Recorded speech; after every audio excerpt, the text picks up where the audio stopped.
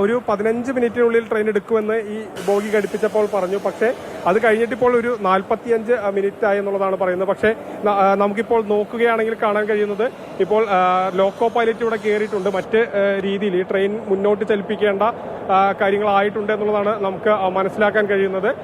അതിൻ്റെ ഒരു ക്രമീകരണങ്ങളെല്ലാം പൂർത്തിയായിട്ടുണ്ട്. ഉടൻ തന്നെ ട്രെയിൻ പുറപ്പെടുമെന്നാണ് മനസ്സിലാക്കാൻ കഴിയുന്നത്. സാർ ഉടൻ ട്രെയിൻ പുറപ്പെടും. സാർ ഉടൻ ട്രെയിൻ അവർ പ്രതികരിക്കാൻ തയ്യാറാകുന്നില്ല. ഉടൻ തന്നെ ട്രെയിൻ പുറപ്പെടുമെന്നുള്ളതാണ് ലോക്കോ പൈലറ്റ് അടക്കം ഈ ട്രെയിനിലേക്ക് കയറി. ഇല്ല, ഇനിയൊരു വലിയ ഡിലേ ഉണ്ടാകാനുള്ള സാധ്യതയില്ല. കാരണം ഇനി ഉടൻ തന്നെ വാഹനം പുറപ്പെടും, അല്ലെങ്കിൽ ട്രെയിൻ പുറപ്പെടും എന്നുള്ളതാണ് നമുക്ക് ലഭ്യമാകുന്ന വിവരം. ഏറ്റവും അവസാനഘട്ട ജോലികൾ അല്ലെങ്കിൽ അതിൻ്റെ സാങ്കേതിക ജോലികൾ ചെയ്തുകൊണ്ടിരിക്കുന്നു. ഉടൻ ട്രെയിൻ യാത്ര പുനരാരംഭിക്കാൻ കഴിയും എന്നുള്ളതാണ് പ്രതീക്ഷിക്കുന്നത്. ലോക്കോ പൈലറ്റുമാർ എത്തിയിട്ടുണ്ട്, സാങ്കേതിക വിദഗ്ധർ വാഹനത്തിനുള്ളിലുണ്ട്. അവർ മറ്റ് കാര്യങ്ങൾ, സാങ്കേതികമായിട്ടുള്ള കാര്യങ്ങൾ പരിശോധിക്കുകയാണ്. ഉടൻ തന്നെ ഒരുപക്ഷെ ട്രെയിൻ പുറപ്പെടുമെന്നുള്ളതാണ് മനസ്സിലാക്കാൻ കഴിയുന്നത്. അതായത് ഇത് വന്ദേ ഭാരത് ട്രെയിനിൻ്റെ മുന്നിൽ മറ്റൊരു ലോക്കോ പൈലറ്റ് എഞ്ചിൻ കൊണ്ടുവന്നാണ് ഈ യാത്ര പുനരാരംഭിക്കുന്നത്, ഇവിടെ നിന്ന് പുനരാരംഭിക്കുന്നത്. ഇത് ഷൊർണൂർ റെയിൽവേ സ്റ്റേഷൻ ആയതുകൊണ്ട് തന്നെ കേരളത്തിലെ തന്നെ ഏറ്റവും പ്രധാനപ്പെട്ട ഒരു റെയിൽവേ സ്റ്റേഷനാണ്.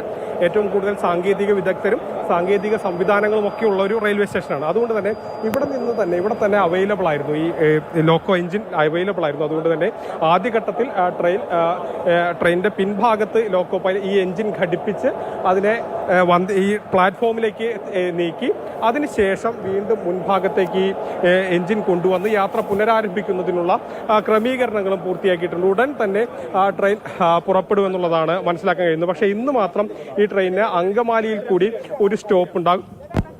എല്ലാം ഓക്കെയാണ്. ട്രെയിൻ യാത്ര തുടരുകയാണെന്നുള്ളതാണ് മനസ്സിലാക്കാൻ കഴിയുന്നത്. മറ്റ് പ്രശ്നങ്ങളൊന്നും ഇല്ല എന്നുള്ളതാണ്. സാർ അനൗൺസ് ചെയ്യാൻ പറയാം. ഇപ്പൊ സ്റ്റാർട്ട് ചെയ്യുന്നു, കാണാലോ. ഇപ്പോൾ തന്നെ പരിഹരിച്ചു, നമുക്ക് ഇപ്പോൾ തന്നെ കാണാം. മറ്റ് പ്രശ്നങ്ങളൊന്നുമില്ല. ട്രെയിൻ ഇപ്പോൾ തന്നെ പുറപ്പെടും എന്നുള്ളതാണ് ട്രെയിനിന്റെ സാങ്കേതിക വിദഗ്ധരും അതോടൊപ്പം തന്നെ ഇതിനുണ്ടായിരുന്ന ആളുകൾ. സാർ ട്രെയിനിന്റെ പരിഹരിച്ചു. ഇനി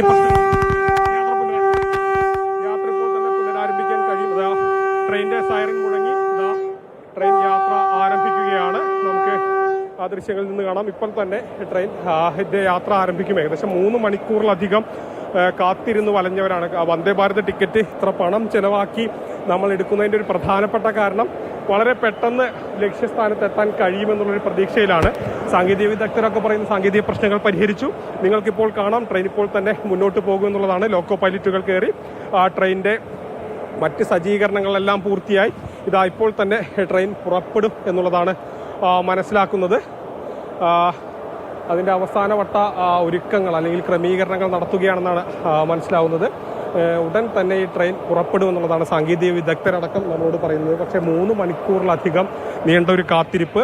ഈ ട്രെയിൻ ഈ പ്ലാറ്റ്ഫോമിലേക്ക് എത്തിച്ചതിന് ശേഷം ഒരു 15 മിനിറ്റിനുള്ളിൽ യാത്ര പുനരാരംഭിക്കുമെന്നാണ് പറഞ്ഞിരുന്നത്. പക്ഷേ ആ 15 മിനിറ്റ് കഴിഞ്ഞിട്ട് ഏകദേശം ഒരു 45 മിനിറ്റ്